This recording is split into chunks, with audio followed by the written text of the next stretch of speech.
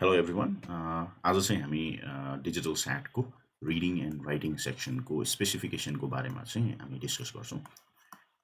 So यो reading and writing चाहिँ 200 to 800मा score हुन्छ।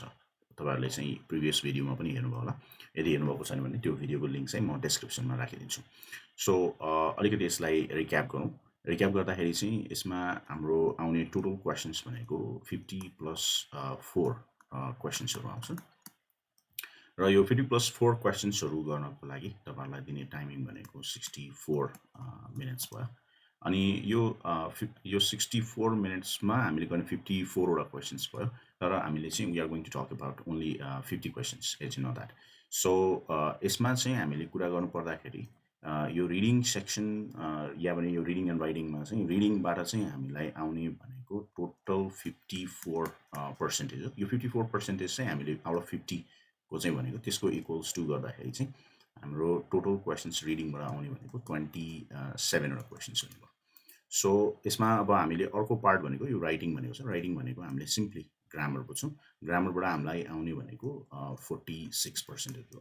यो 46% के को भन्दाखेरि यो आउट अफ 50 को हामीले काउन्ट गर्ने हो भने यसमा चाहिँ 23 वटा क्वेसन्स चाहिँ हाम्रो राइटिङ ग्रामरबाट आउने गर्छ। So this is the total number of questions which are divided into two different parts. अब यो टेस्ट स्पेसिफिकेसनको कुरा गर्दाखेरि सबैभन्दा पहिला चाहिँ हामीले टाइमको कुरा गरौँ। अब टाइमको कुरा गर्दाखेरि अब हामीलाई टोटल 54 वटा क्वेसन्स गर्नको लागि हामीलाई कति टाइम छ त भन्दाखेरि टोटल हामीसँग 64 मिनट्स भयो।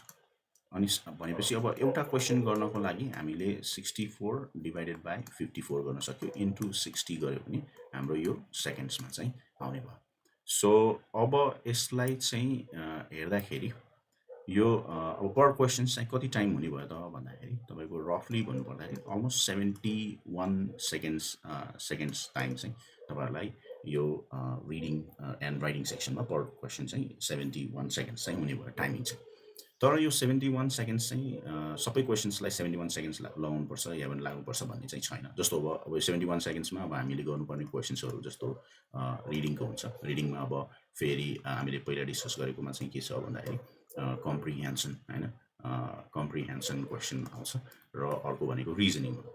यो कम्पेरेटिभली जस्तो अब ग्रामरको क्वेसन्सहरू भन्दा चाहिँ कम्पेरेटिभली अलिकति यो डिफिकल्ट पनि मानिन्छ। सो भनेपछि अब तपाईँहरूले ग्रामरबाट टाइम सेभ गरेर त्यो टाइम चाहिँ रिडिङ कम्प्रिहेन्सनमा युज गर्न पनि मिल्यो हैन। भन्नाले अब यो 71 सेकेन्ड्स जुन पर क्वेसन टाइम छ, ग्रामरको क्वेसनहरूलाई 71 सेकेन्ड्स नलाग्ला हैन। अब यसलाई चाहिँ मानिलिउँ 40-45 सेकेन्ड्स हुने मा हामीले यो गर्न सक्यौँ भने त्यसको भनौँ न सेभ टाइम चाहिँ हामीले रिडिङ कम्प्रिहेन्सन या रिजनिङमा चाहिँ युज गर्न मिल्यो हैन। यो एउटा पोइन्ट छ।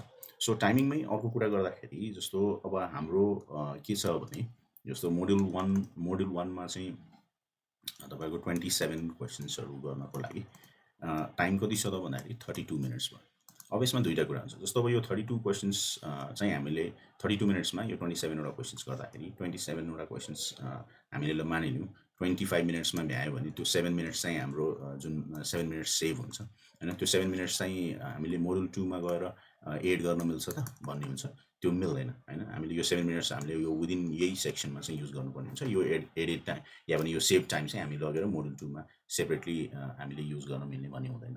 अनि यसको ठ्याक्कै अपोजिट भनेको चाहिँ के हुन्छ भन्दाखेरि अब हाम्रो यसमा 27 वटा क्वेसन्स छ। 27 वटा क्वेसन्समा ल फर इक्जाम्पल म क्वेसन नम्बर 21मा छु र मेरो चाहिँ 32 मिनट्स चाहिँ सक्यो भनेपछि अब के हुन्छ भने चाहिँ क्वेसन नम्बर 22बाट अब मेरो 27 सम्म चाहिँ यो एटेम्प्ट गर्न पाएन अनि त्यो अटोमेटिकली मेरो के हुन्छ त रङ हुने भयो। सो द्याट टाइम चाहिँ हामीले यसरी म्यानेज गर्नुपर्छ। म्यानेज गर्दाखेरि चाहिँ जस्तो मोडुल 1 को 32 मिनट्स चाहिँ विदिन मोडुल 1 मै युज हुन्छ। मोडुल 2 को 32 मिनट्स चाहिँ विदिन मोडुल 2 मै युज हुन्छ। यदि हामीले चाहिँ टाइममा फेरि क्वेसन्सहरू भ्याउन सकेनौँ भनेदेखि त्यो चाहिँ हाम्रो रङ भएर जान्छ। यो चाहिँ हाम्रो बेसिकली यो टाइम म्यानेजमेन्टको या भने टाइमको स्पेसिफिकेसन्स भयो टेस्टको। अब अर्को पोइन्ट भनेको नम्बर 2मा चाहिँ हामीले गर्नुपर्ने के छ भन्दाखेरि क्वेसन्सहरूको नेचर चाहिँ कस्तो हुन्छ भनेपछि यो चाहिँ डिस्क्रिट हुने गर्छ। डिस्क्रिटको मिनिङ चाहिँ के हुन्छ भन्दाखेरि वान क्वेसन पर प्यासेज हुन्छ हैन। एउटा प्यासेज या भने यसलाई भनौँ न एउटा प्यासेजको बेसमा एउटा क्वेसन आउँछ भन्ने बुझ्नु पनि भयो। तर यसमा एउटा पोइन्ट चाहिँ के छ भने एउटा कन्डिसन चाहिँ के छ भन्दाखेरि त्यो एउटा सिन्थेसिस भन्ने क्वेसन हुन्छ। हैन। सिन्थेसिस क्वेसन भनेको कस्तो टाइपको भन्दाखेरि जस्तो दुईटा टेक्स्ट आउँछ हैन, टेक्स्ट 1 भनेर एउटा प्यासेज आउँछ हैन, अनि अर्को चाहिँ टेक्स्ट 2 भनेर आउँछ, अनि अर्को प्यासेज आउँछ, अनि यो दुईटा प्यासेजको बेसमा चाहिँ एउटा क्वेसन आउने भयो, अनि 4 वटा अप्सन हुन्छ। यो मात्रै एउटा टाइपको क्वेसन हो जहाँ चाहिँ तपाईँको टेक्स्ट 1 र टेक्स्ट 2 भनेर दुईटा प्यासेजेस आउँछ। अदरवाइज अरू सबै केसमा चाहिँ के हुन्छ भन्दाखेरि तपाईँको एउटा प्यासेज आउने भयो हैन, अनि एउटा प्यासेजको बेसमा एउटा क्वेसन आउँछ, अनि त्यसपछि 4 मल्टिपल चोइस क्वेसन्सहरू आउँछ। यसरी चाहिँ यो हुने गर्छ। यो चाहिँ हाम्रो डिस्क्रिटको पाटो भयो, यो टेस्ट स्पेसिफिकेसनको।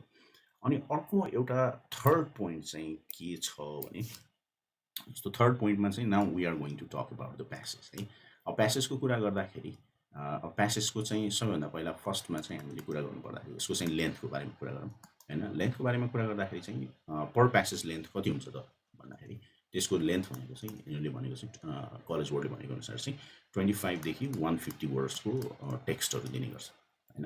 अब यो त भयो टेक्स्टको लेन्थ हैन। अनि त्यसो भए चाहिँ यो लेन्थको चाहिँ अब कुन सब्जेक्ट म्याटरको चाहिँ सब्जेक्ट्स भन्दा कुन सब्जेक्ट म्याटरको प्यासेजेसहरू दिन्छ त भन्दाखेरि जस्तो यिनीहरूले दिने भनेको चाहिँ साइन्स भयो हैन, अनि त्यसपछि अर्को भनेको सोसल स्टडिज भयो हैन, अनि यो सोसल स्टडिजलाई चाहिँ यिनीहरूले हिस्ट्रीसँग पनि कम्बाइन गरेर राखेको छ। अब यो सोसल स्टडी भन्ने बित्तिकै हामीले युएसको सोसल स्टडी, यो हिस्ट्री भन्ने बित्तिकै युएसको हिस्ट्री भनेर बुझ्नु पऱ्यो, नेपालको हिस्ट्री भनेर चाहिँ बुझ्नु भएन है। अनि अर्को भनेको चाहिँ लिट्रेचरबाट प्यासेज आउँछ हैन, अनि अर्को फोर्थ लास्ट भनेको चाहिँ यिनीहरूले दिने भनेको सब्जेक्ट म्याटर चाहिँ ह्युम्यानिटिज हैन, यो ह्युम्यानिटिज सब्जेक्टबाट दिनुभयो। सो यो यति सब्जेक्ट म्याटरको टेक्स्टहरू आउनुभयो। अब यसमा हामीले बुझ्नुपर्ने या भने यो कलेज बोर्डले टेस्ट गर्न खोजेको कुरा चाहिँ के छ भने यसमा हामीले बुझ्नुपर्ने चाहिँ यो इन्टरडिसिप्लिनरी लिट्रेसी भन्छ यसमा हैन। यो इन्टरडिसिप्लिनरी लिट्रेसी चाहिँ यिनीहरूले चेक गर्न खोजेको हैन। यो चाहिँ लेन्थ भयो हैन, यो चाहिँ सब्जेक्ट म्याटर भयो, कस्तो सब्जेक्ट म्याटरको प्यासेजेसहरू आउँछ भन्ने कुरा भयो। अब यससँगै अब अर्को पोइन्ट के छ भनेपछि प्यासेजको चाहिँ त्यसो भयो भने अब यिनीहरूले प्यासेजको के छ भने लेभलको कुरा आउँछ हैन। जस्तो लेभलको कुरा गर्दाखेरि चाहिँ जस्तो कुन लेभलको टेक्स्टहरू दिन्छ त हैन हामीलाई भन्नुपर्दाखेरि अब लेभल भन्ने बित्तिकै हामीले यसलाई ग्रेड भनेर बुझौँ। ग्रेड भनेको हामीले क्लास 1 2 3 भनेर भन्छौँ हैन। यो दुईटालाई यसरी बुझ्दाखेरि सजिलो हुन्छ। यिनीहरूले चाहिँ त्यसरी डिभाइड गरेको छ। अनि यो ग्रेड चाहिँ यिनीहरूले 3टा क्याटेगोरिजको दिएको छ। अनि फर्स्ट भनेको ग्रेड 6 to 8 हो हैन, सेकेन्ड भनेको चाहिँ 9 to 11 भयो, अनि थर्ड भनेको ग्रेड 12 देखि 14 हैन। पहिला प्रिभियस साइडमा चाहिँ के थियो भन्दाखेरि ग्रेड 9 to 12 भनेर दिएको थियो हैन। अब त्यो चाहिँ अहिले छैन हैन। अहिले चाहिँ के गर्यो ग्रेड 8 देखि भनौँ ग्रेड 6 देखि ग्रेड 14 सम्मलाई 3टा क्याटेगोरीमा डिभाइड गर्यो। यसलाई चाहिँ हामीले के पनि भन्न मिल्यो भनेपछि यसलाई चाहिँ इजी हैन, यसलाई चाहिँ मिडियम हैन, या पनि यसलाई चाहिँ हार्ड लेभलको भनेर पनि हामीले क्याटेगोराइज गर्न मिल्यो। सो यो चाहिँ हाम्रो के भयो भने यो चाहिँ हाम्रो रिडिङ एन्ड राइटिङ सेक्सनको चाहिँ यो चाहिँ हाम्रो के भयो भनेपछि स्पेसिफिकेसन्सहरू